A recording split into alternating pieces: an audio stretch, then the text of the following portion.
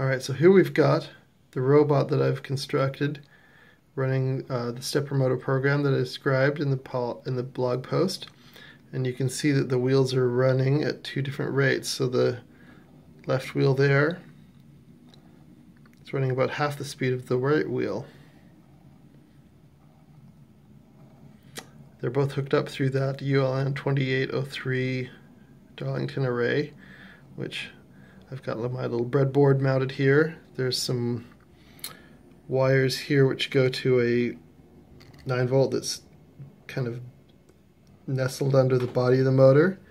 And then I've got my OSEP Arduino.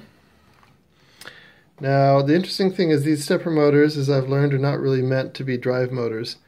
My goal was, so we've got a front wheel here that's on a bearing that should be able to turn. This whole thing is constructed out of erector set pieces. So the idea is this front wheel, this is a 3-wheel robot, this front wheel should be free to turn and rotate like that.